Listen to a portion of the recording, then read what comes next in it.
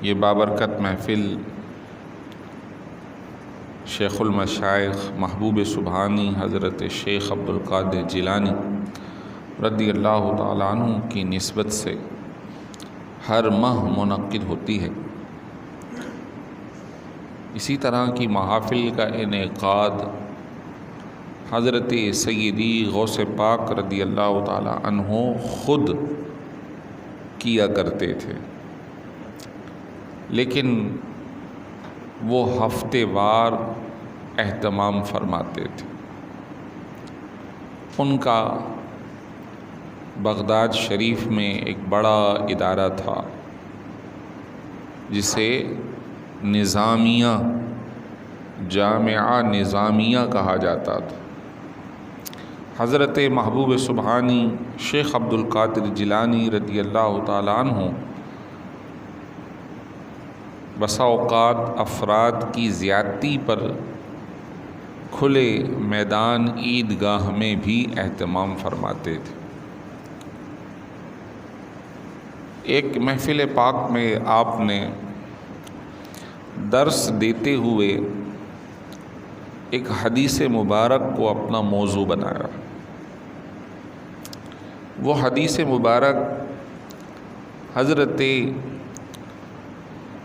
سیدنا امام حسن رضی اللہ تعالی عنہ سے مروی حدیث شریف ہے، اور حضرت امام حسن رضی اللہ تعالی عنہ جب سرکار دو عالم صلی اللہ علیہ وسلم کا فرمان سن رہے ہیں، اس وقت ان کی عمر کوئی 8 سال کے قریب ہے، اور پھر بڑے ہو کر انہوں نے اپنے تابعین کو، اپنے سامعین کو یہ بتایا کہ سرکار دو عالم صلی اللہ علیہ وسلم نے مجھے ارشاد فرمایا۔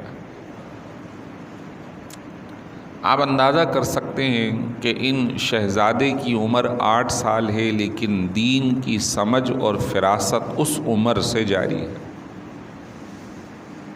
کہ آج کے زمانے میں 8 سال کے بچے کو والدین اپنے ہاتھ سے لقمہ ڈال رہے ہیں، چھوٹے بچوں کی طرح انہیں ٹریٹ کر رہے ہیں، جبکہ وہ اتنی عمر میں حدیث رسول کے حامل اور اس حدیث کو روایت کرنے والے بن رہے ہیں۔ حضرت امام حسن رضی اللہ تعالی عنہ روایت کرتے ہیں کہ رسول کریم صلی اللہ علیہ وسلم نے ارشاد فرمایا، دع ما یریبک الی ما لا یریبک،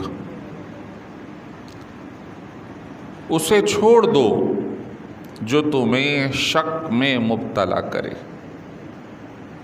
اور اسے اختیار کر لو جو تمہیں شک میں مبتلا نہ کرے۔ کہتے ہیں کہ یہ حدیث مبارک جامع احادیث میں سے آتی ہے، جنہیں جوامع الکلم کہا جاتا ہے۔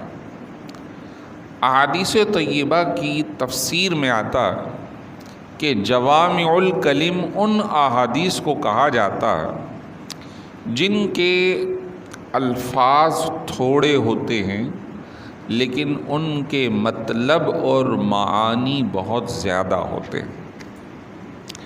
یہ حدیث مبارک کہ چھوڑ دو جو تمہیں شک میں مبتلا کرے، اور اسے اختیار کر لو جو تمہیں شک میں مبتلا نہ کرے، اس کی بہت ساری تشریحات ہیں۔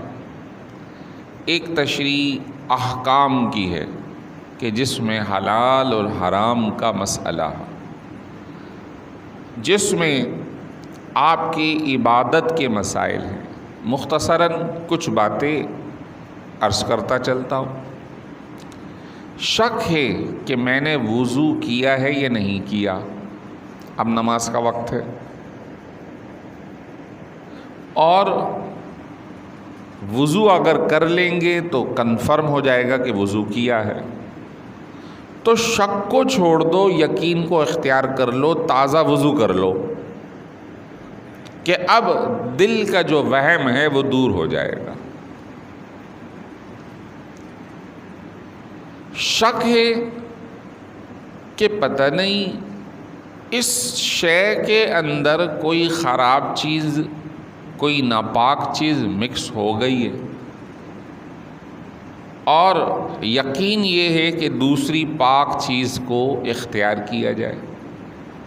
بس اوقات چھوٹے بچوں کے کپڑے بڑوں کے ساتھ مکس ہو جاتے ہیں، شک ہے کہ کہیں ایسا نہ ہو کہ پیشاب کے کپڑے اس کے ساتھ مکس ہو گئے ہوں، اس میں چھینٹیں آ گئی ہوں، اور یقین ہے کہ یہ دوسرا والا کپڑا پاک ہے، تو پھر آپ شک والے کو چھوڑ کر یقین والے کو اختیار کرو۔ کسی تجارت کے معاہدے میں شک ہے کہ پتہ نہیں یہ شے یا یہ معاہدہ یا یہ تجارت صحیح ہے یا نہیں ہے، اور اس شے کے بارے میں کنفرم ہے کہ یہ صحیح ہے، یہ معاہدہ درست ہے، تو پھر شک والے میں نہ جاؤ، یقین والے میں چلے جاؤ، یقین کو اختیار کرو۔ سیدی غوث پاک رحمۃ اللہ تعالی علیہ نے اس حدیث مبارک کو تصوف کے اعتبار سے بیان فرمایا۔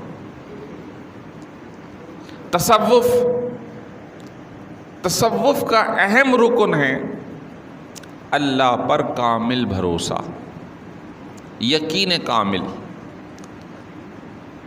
اس کی مثال ایسی ہی ہے کہ جیسے بزرگان دین کے واقعات میں ملتا ہے کہ ایک موقع پر ایک صاحب نے بسم اللہ شریف کے فضائل کو بیان کیا، اور بسم اللہ شریف پڑھنے کی برکت یہ کہ اگر کامل بھروسے سے اسے پڑھا جائے تو اللہ ہر کام کو پورا فرما دے گا، کہ اللہ کا اسم اعظم اللہ، بسم اللہ، اسم اعظم سے شروع ہے یہ، اور پھر اللہ کی دو کامل صفات رحمان اور رحیم اس کے ساتھ ملی ہوئی ہیں۔ تو اسم اعظم اگر پڑھ کر کوئی سمندر میں بھی اتر جائے تو وہ ڈوبے نہ، بلکہ سمندر پر چلتا ہوا پار ہو جائے۔ تو کسی نے جب سنا تو کامل یقین سے پڑھ کر وہ پانی میں اتر گیا اور چلتا ہوا اس حصے کو پار کر جاتا، پھر واپسی آ جاتا ہے۔ تو ایک موقع پر بیان کرنے والے سے ملاقات ہوتی ہے، اور وہ کہتا ہے کہ جو آپ نے سمجھایا تھا میں تو اس پہ عمل کر رہا ہوں، میرے پاس پیسے نہیں، کرایہ نہیں، میں تو یہ پڑھتا ہوں دریا سے ادھر سے ادھر، اپنا کام وہاں سے نپٹایا، پھر پڑھا، واپسی آ گیا، تو آپ بھی چلیں۔ تو ان کا کہنا ہے میں نے جو بیان کیا وہ تو ہے، لیکن جو عقیدہ، جو توکل تیرا ہے شاید اس درجے پہ میں نہیں پہنچا۔ تو اس کا معاملہ توکل علی اللہ کا بھی ہے۔ تو سیدی غوث پاک رحمۃ اللہ تعالی علیہ اس کی تفسیر یوں بیان کرتے ہیں اپنی مجلس مبارک میں کہ دیکھو، اللہ کے سوا پر بھروسہ کرنا چھوڑ دو، خالص اللہ کی ذات پر بھروسہ کرو۔ اور یہ سرکار دو عالم صلی اللہ علیہ وسلم کا فرمان ہے کہ چھوڑ دو جو تمہیں شک میں مبتلا کرے، اور اسے اختیار کرو جس میں شک نہیں۔ شک ہے اگر میں کسی کام کا زید کو، خالد کو، بکر کو کہوں تو وہ کر پائے گا یا نہیں، وہ کرے گا یا نہیں، اس میں دونوں آپشن ہیں۔ تم ان پر اتنا بھروسہ نہ کرو، مخلوق پر اتنا بھروسہ نہ کرو، کیونکہ مخلوق کر سکتی ہے یا نہیں کر سکتی یہ غیر یقینی کیفیت ہے، اور کامل بھروسہ رب کی ذات پر کرو کہ اللہ کی ہی وہ ذات ہے جو ہر کام اللہ کے حکم پر ہی ہوتا ہے۔ اللہ تبارک و تعالیٰ کی طرف توجہ کرو، ہوا کا چلنا اس کی طرف سے ہے، رزق کا ملنا اس کی طرف سے ہے، عمر کا بڑھنا اس کی طرف سے ہے، ہر شے کا اہتمام اس کی طرف سے ہے۔ یہ جو آیت مبارکہ آج جمعۃ المبارک میں پڑھی تھی، سورہ دخان کی، جو کہ 15 شعبان المعظم کے نسبت سے ہے، کہ یہ لیلہ مبارکہ وہ ہے کہ فیہا یفرق کل امر حکیم امرا من عندنا، کہ اس کے اندر ہر اہم کام سپرد کر دیا جاتا ہے، اس کا فیصلہ کر دیا جاتا ہے۔ تو کہا کہ حدیث مبارک میں یہ آتا ہے کہ اس شب میں خصوصی توجہ اللہ تبارک و تعالی آسمان دنیا پر فرماتا ہے۔ اب آپ کو معلوم ہے کہ اس زمانے کے اندر سائنس نے بڑی ترقی کی، اور ہمیں ایسی ویڈیوز دیکھنے کو ملتی ہے کہ ایک سیارہ زمین فضا کے اندر خلا میں لٹکا ہوا نظر آ رہا ہے، گھومتا ہوا نظر آ رہا ہے، اور ہم ہی نہیں، بہت سارے سیارے ہیں جو اس فضا میں گھوم رہے ہیں۔ اس فضا کو جس کے اندر یہ سارے سیارے گھوم رہے ہیں، قرآن نے کہا ہے کہ یہ فلک ہے، کل فی فلک یسبحون، ہر شے اپنے فلک میں گھوم رہی ہے اور تیر رہی ہے، حتیٰ کہ چاند اور سورج بھی اپنے فلک یعنی اس فضا میں گھوم رہے ہیں اور تیر رہے ہیں، چلے چلے جا رہے ہیں۔ یہ اللہ کی طرف سے مقررہ ہے۔ اب جب یہ ساری چیزیں اللہ کے حکم پر جاری ہیں تو ہر شے اللہ کے تابع ہے، ہر شے اللہ کے تابع، اور رزق کا ملنا اس کی طرف سے ہے۔ تو اللہ تبارک و تعالی خصوصی توجہ آسمانی دنیا یعنی دنیا کے قریب جو آسمان ہے اس پہ فرماتا ہے۔ ویسے تو ہر آن، ہر لمحے، ہر شے اللہ کے علم ہے، لیکن خصوصی رحمت 15 شعبان المعظم کو ہوتی ہے۔ اور پھر صدا ایک منادی ندا کرنے والا دیتا ہے، حل من مسترزق یرزق بہ، او کما قال علیہ السلام، کوئی ہے جو ہم سے رزق مانگ لے تو ہم اسے رزق دے دیں، اور جو اللہ تبارک و تعالیٰ سے مانگے اور اللہ تبارک و تعالیٰ اس کے لیے مقدر فرما دے، تو دوسرے کے بارے میں تو شک ہو سکتا ہے کہ انہوں نے کہا میں دوں گا، لیکن دیں یا نہ دیں۔ اللہ تبارک و تعالیٰ کے بارے میں شک نہیں ہے کہ وہ ہمارے لیے مقدر کر دے اور پھر نہ ملے، اس کے خزانے میں کوئی کمی آ گئی، لینے والے زیادہ آ گئے، مال کم پڑ گیا، وہاں ایسا نہیں ہے، وہاں ایسا نہیں ہے۔ ایک مرتبہ شاہ احمد نورانی صدیقی رحمۃ اللہ تعالیٰ علیہ اسی طرح ایک محفل میں تقریر فرما رہے تھے، اور اسی حدیث کو لے کر انہوں نے ایک جامع تقریر حالات حاضرہ کے مطابق بیان فرمائی، اور جامع بات کرتے ہوئے فرمایا کہ دیکھو آج کے زمانے میں لوگ اپنا بجٹ بناتے ہیں، ملک اپنا بجٹ بناتے ہیں کہ ہمیں کہاں کہاں سے پیسہ آئے گا اور وہاں کہاں کہاں خرچ کریں گے، IMF سے کتنا ملے گا، فلاں بینک سے کتنا ملے گا، ورلڈ بینک سے کتنا ملے گا، فلاں سے کتنا ملے گا، اس کے تناظر میں کتنوں سے پل بنیں گے، کتنوں سے یہ ہوگا یہ ہوگا، ایک بجٹ بنایا جاتا ہے۔ پھر ہوتا کیا ہے کہ جیسا ہی مال آیا لوگ اوپر ہی اوپر کھا گئے، تو بجٹ تو بنا تھا لیکن خرچہ اس کا تھوڑا سا ہوتا ہے۔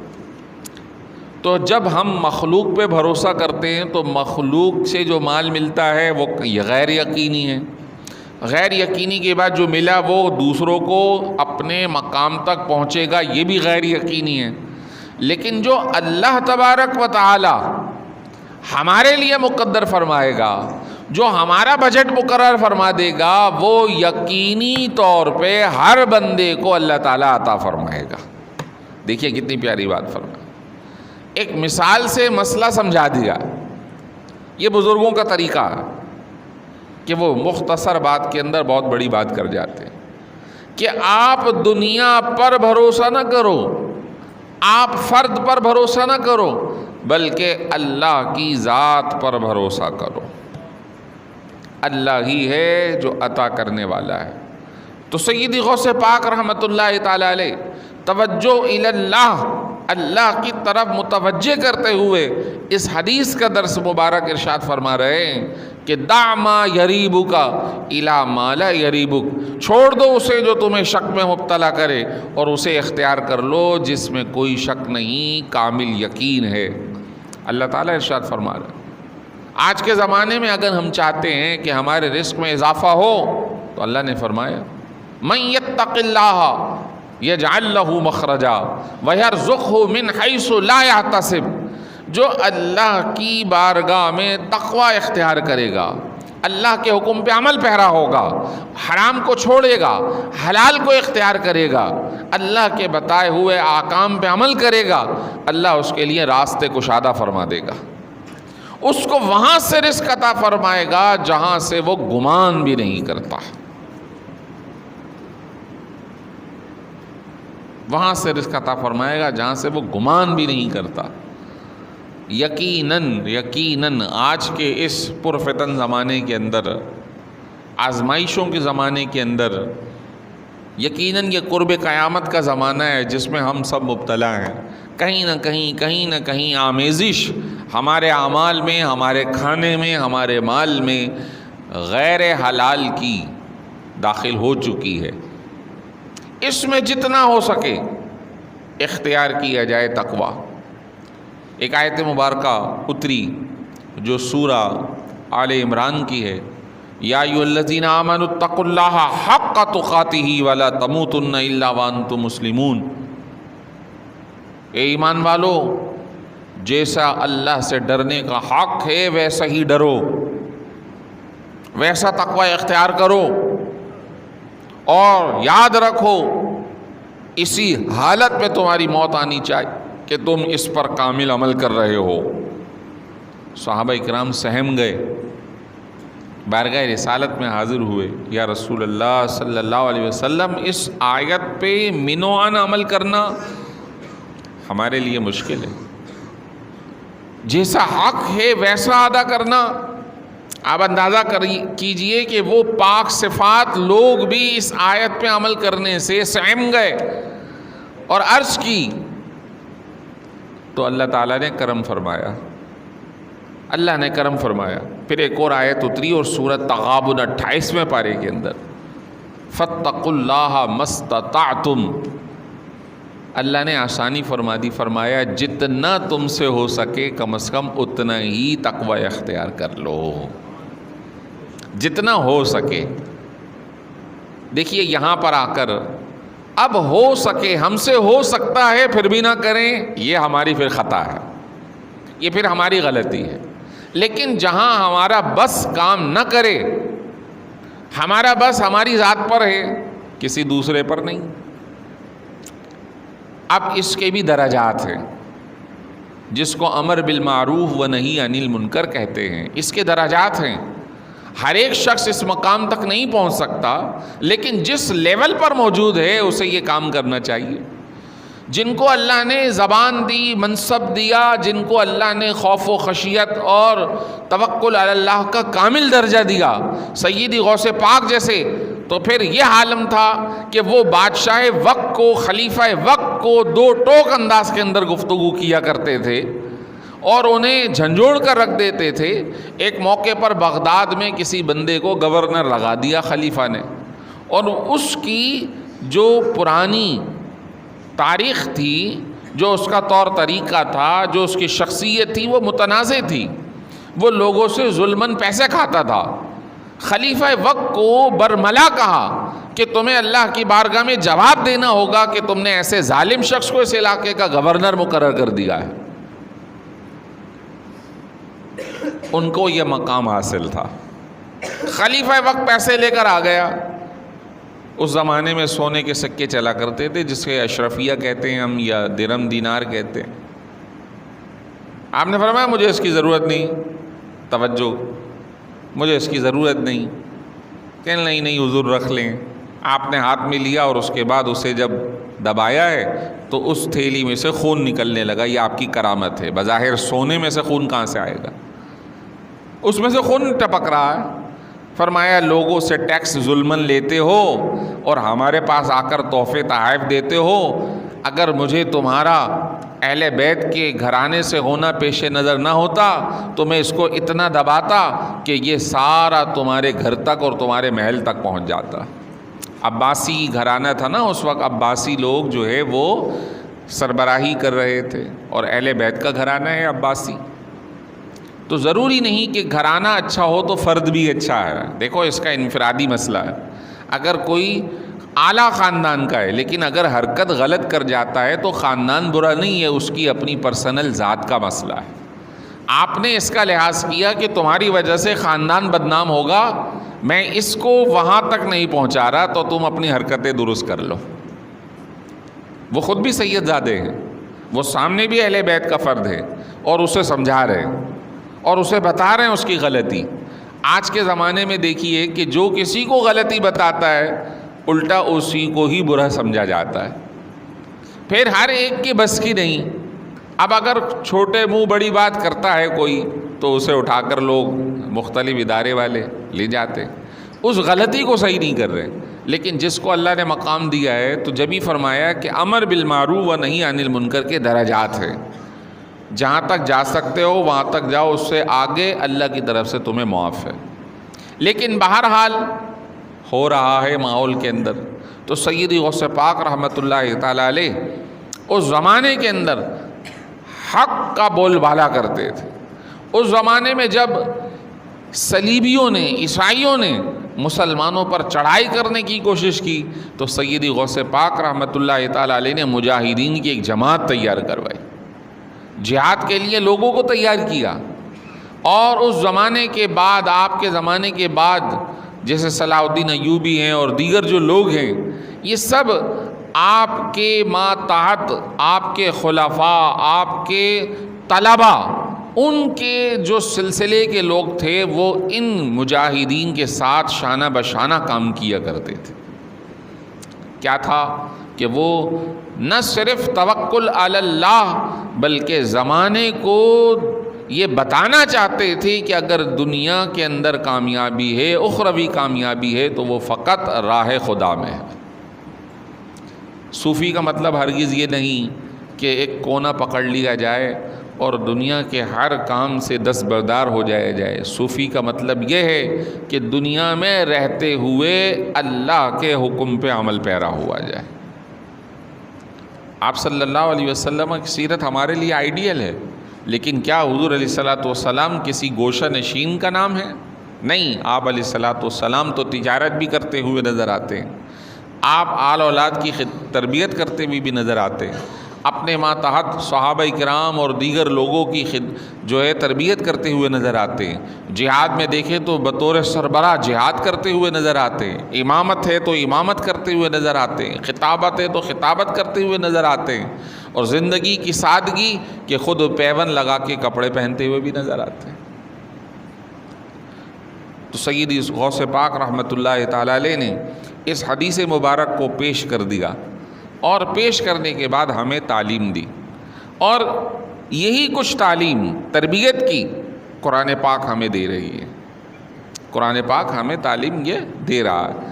مثال کے طور پہ قرآن پاک نے پچھلی امتوں کا تذکرہ کیا، وہ کس لیے ہیں؟ ہماری تربیت کے لیے کہ تم یہ کام نہ کرو ورنہ فلاں فلاں فلاں فلاں اپنے برے انجام کو پہنچ گیا۔ شیخ سعدی رحمۃ اللہ تعالی علیہ نے ایک واقعہ بیان کیا قرآن کی اس حکمت کو سمجھانے کے لیے۔ کہا کہ ایک موقع پر ایک شیر، لومڑی اور بھیڑیا، یہ تینوں جانور جو کہ شکار کر کے کھاتے ہیں، شکار کے لیے نکلے، اور تینوں نے ایک ہرن، خرگوش اور ایک گائے کا شکار کیا۔ گائے شیر نے پکڑی، ہرن جو ہے وہ بھیڑیے نے پکڑی، اور لومڑی نے ایک خرگوش پکڑا۔ سمجھنے کی بات ہے، بڑے جانور نے بڑے کو پکڑا، شکار کیا۔ اب جب شکار ہو گیا تو تینوں ایک ساتھ بیٹھتے ہیں۔ اب شیر پوچھتا ہے کہ بتاؤ تقسیم کیسے ہو؟ تو بھیڑیے نے کہا کہ بھئی گائے آپ کھا لیں کیونکہ آپ بڑے ہیں تو بڑا، ہرن مجھے دے دیں، اور لومڑی کو یہ خرگوش دے دیں۔ جب شیر کے سامنے بھیڑیے نے کہا کہ ہرن میری اور گائے آپ کی، تو شیر نے بھیڑیے کو بھی شکار کر لیا، اور آپ لومڑی سے پوچھا بتا آپ تقسیم کیسے؟ کہا حضور گائے بھی آپ کی، ہرن بھی آپ کی، اور یہ خرگوش بھی آپ کا۔ تو نے یہ کیوں نہیں کہا؟ کہا مجھے سبق بھیڑیے نے دے دیا کہ اگر میں یہ کہتا تو شکار پھر میں نے بھی ہو جانا تھا۔ تو سمجھدار وہ ہے جو پچھلوں سے سبق لے لے، یہ سمجھا رہے ہیں۔ تو اگر سمجھداری اختیار کرنی ہے تو پچھلوں سے سبق لے لو، اور پچھلوں کا سبق اللہ نے قرآن و سنت کے اندر بیان کیا کہ دیکھو فلاں فلاں اللہ کے حکم کی نافرمانی کرتے رہے اور پھر اللہ نے عذاب میں مبتلا کر دیا۔ اب چھوٹی سی مثال مزید اسلامی ممالک میں ابھی ترکی کا ہوا، تاجکستان اور دیگر علاقوں کے ہزاروں لوگ لقمہ اجل بن گئے۔ یقیناً اس کے اندر اچھے لوگ بھی ہوں گے، نافرمان بھی ہوں گے، وقت ہے ہر ایک کا مقرر۔ جو اچھی زندگی گزار گیا وہ یقیناً شہادت کے مرتبے پر فائز ہو گیا، اور ان کی موت کیسی ہوئی؟ لمحے بھر کی۔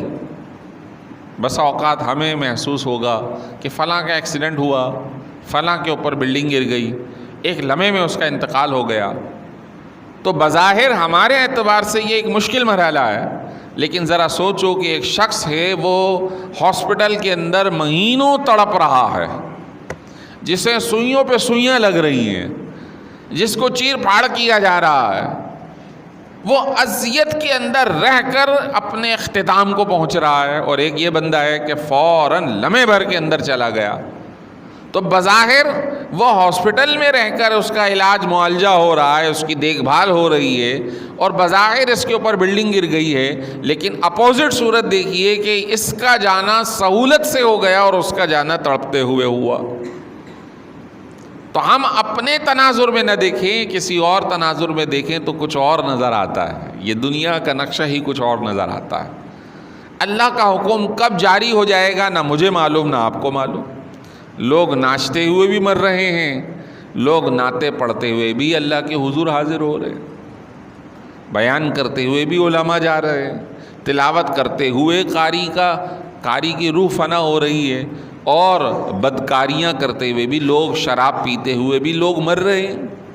تو جبھی بارہا بزرگان دین کہتے ہیں کہ برے انجام سے بچنے کی دعا کرنی چاہیے، اچھے انجام کی دعا کرنی چاہیے، کہ انما الاعمال بالخواتیم۔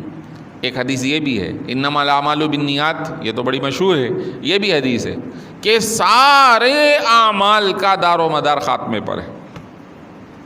اگر خاتمہ صحیح ہو گیا تو آئندہ کے اعمال بہتر ہوں گے۔ دوبارہ آتے ہیں اسی حدیث شریف پر، سیدی غوث پاک رحمۃ اللہ تعالی علیہ اپنے درس میں خود اپنے سامعین کو، اپنے مریدین کو یہ درس دے رہے ہیں، اور ان کے توسل سے میں آپ کے سامنے ان کے کلمات دہرا رہا ہوں۔ اور سرکار دو عالم صلی اللہ علیہ وسلم کا فرمان ہم سب کے لیے یہی ہے، دع ما یریبک الی ما لا یریبک۔ جو تمہیں شک میں مبتلا کرے، جو تمہیں وہم میں مبتلا کرے، جو تمہیں غیر یقینی کیفیت میں مبتلا کرے، اسے چھوڑ دو، اور جو یقینی کیفیت ہے وہ اللہ تبارک و تعالیٰ کی ذات ہے، اس پہ بھروسہ کرو، اسی پہ توکل کرو، وہی زندگی کے سارے معاملات کو چلانے والا ہے۔ اور اگر یہ کامل راستہ ہم اختیار کر لیں تو پھر بہت سارے قید و بند سے ہم آزاد ہو جائیں گے، بہت سارے قید و بند سے۔ مثلاً یہ قید و بند ہوتی ہے کہ کل کیا ہوگا، یہ ہوگا، وہ ہوگا، اور اس کے لیے ہم بہت سارے اچھے اور برے کام کر جاتے ہیں۔ تو وہ مثال دی 21ویں پارے کے اندر کہ کتنے ہی ایسے پرندے اور جانور ہیں، وَكَأَيٍّ مِّن دَابَّةٍ لَّا تَحْمِلُ رِزْقَهَا، کتنے ہی ایسے ہیں جو اپنے ساتھ رزق لے کر چلتے نہیں، اڑتے نہیں، صبح نکلتے اللہ تعالیٰ انہیں دے دیتا ہے، رات کو پھر آ جاتے ہیں اپنے، صبح نکلتے ہیں پھر لے کے آ جاتے ہیں۔ وَكَأَيٍّ مِّن دَابَّةٍ لَّا تَحْمِلُ رِزْقَهَا اللَّهُ يَرْزُقُهَا وَإِيَّاكُمْ، تو اللہ ہی ہے جو انہیں بھی رزق دیتا ہے، تمہیں بھی دیتا ہے۔ یہ ایسا، بزرگوں نے فرمایا ایسا بھروسہ اللہ کی ذات پہ کر لو جیسے ایک چڑیا کا، ایک پرندے کا۔ جب ایسا بھروسہ ہو جائے اللہ کی ذات پر تو یقیناً پھر آپ کو کام اپنے ہوتے ہوئے نظر آئیں گے۔ اب کہیں اس کا مطلب کوئی یہ نہ سمجھ لے کہ بھئی کام کاج چھوڑ دو، گھر پہ بیٹھ جاؤ، نہیں بھائی، وہ پرندہ بھی اڑ کے باہر جاتا ہے، تلاش کرتا ہے، شام کو پیٹ بھر کے آتا ہے۔ بتانا مقصود یہ ہے کہ وہ پرندہ اللہ کی ذات پہ بھروسہ کرتا ہے، تو تمہیں بھی اسباب اختیار کرو لیکن کامل بھروسہ رب کی ذات پر ہی رکھو۔ اللہ تعالی ہم سب کا حامی و ناصر ہو۔ وآخر دعوانا ان الحمد للہ رب العالمین۔